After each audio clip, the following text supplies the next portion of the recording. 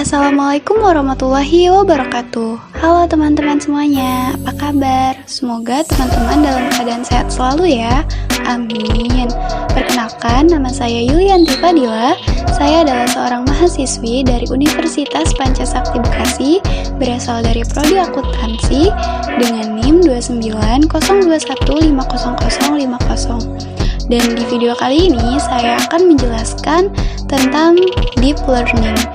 Untuk lebih jelasnya, harap tonton video ini sampai habis ya. Terima kasih. Wassalamualaikum warahmatullahi wabarakatuh. Deep learning. Apa itu deep learning? Deep learning merupakan sub bidang machine learning yang algoritmanya terinspirasi dari struktur otak manusia. Struktur tersebut dinamakan Artificial Neural Networks atau disingkat ANN. Pada dasarnya, ia merupakan jaringan saraf yang memiliki 3 atau lebih lapisan ANN.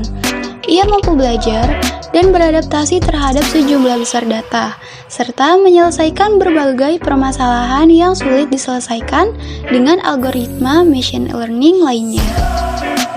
Untuk saat ini, teknik deep learning sangat populer di kalangan praktisi data dan menarik banyak perhatian teman-teman. Hal ini karena teknologi deep learning telah diterapkan dalam berbagai produk berteknologi tinggi, seperti self-driving car. Selain itu, ia juga ada di balik produk dan layanan yang kita gunakan sehari-hari. Contohnya antara lain asisten digital, Google Translate, dan lain-lain. Jenis algoritma. Deep learning terdiri dari beberapa jaringan saraf tiruan yang saling berhubungan. Berikut ini adalah beberapa algoritmanya. Yang pertama ada Convolutional Neural Networks atau CNN. CNN terdiri dari banyak layer untuk memproses dan mengekstrak fitur dari data. Ia biasanya digunakan untuk memproses gambar dan mendeteksi objek. Saat ini, CNN banyak digunakan untuk mengidentifikasi citra satelit, citra medis, dan mendeteksi anomali. Lalu yang kedua, ada Recurrent Neural Network atau RNN. RNN merupakan salah satu bentuk arsitektur Artificial Neural Networks atau ANN yang dirancang khusus untuk memproses data yang bersambung atau berurutan. RNN biasanya digunakan untuk menyelesaikan permasalahan data hysteresis atau time series, contohnya data ramalan cuaca. Selain itu, RNN juga dapat diimplementasikan pada bidang natural language understanding atau pemahaman bahasa alami, misalnya translasi bahasa. Lalu, algoritma yang ketiga adalah Self-Organizing Maps atau SOM. Jenis ketiga ini adalah Self-Organizing Maps atau SOM. Algoritma ini mampu membuat visualisasi data secara mandiri. SOM diciptakan untuk membantu penggunanya dalam memahami data dan informasi berdimensi tinggi.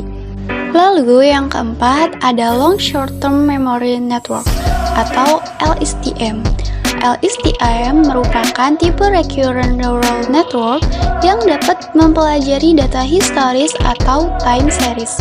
Ia merupakan algoritma deep learning yang kompleks dan dapat mempelajari informasi jangka panjang dengan sangat baik.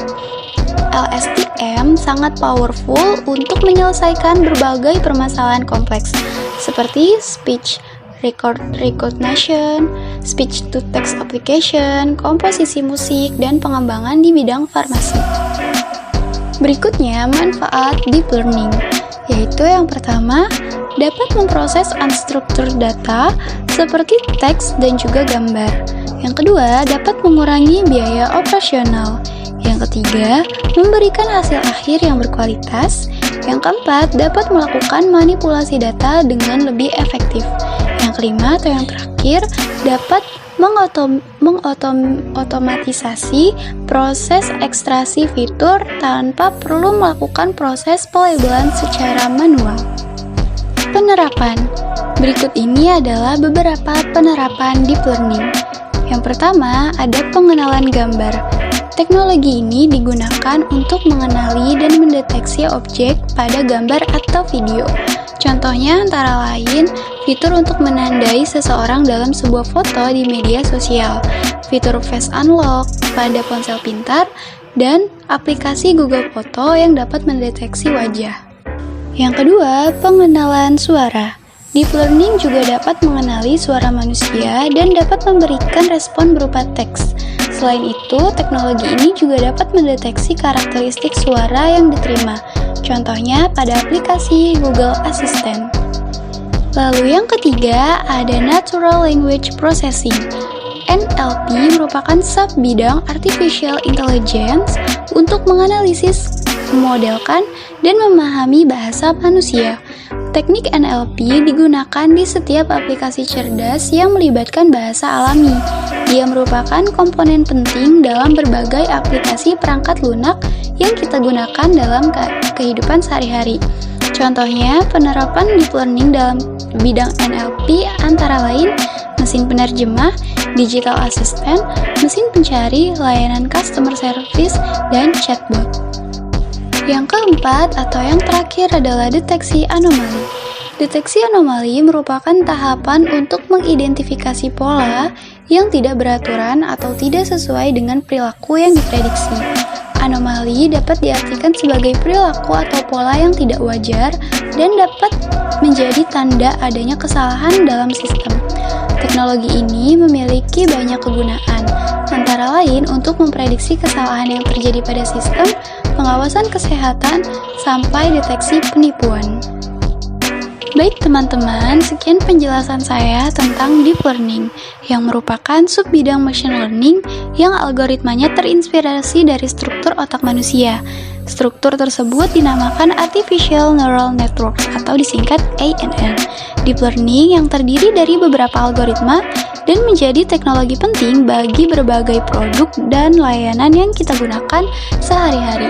Semoga penjelasan saya bermanfaat dan mohon maaf apabila ada kesalahan. Terima kasih sudah menonton video ini sampai habis. Wassalamualaikum warahmatullahi wabarakatuh.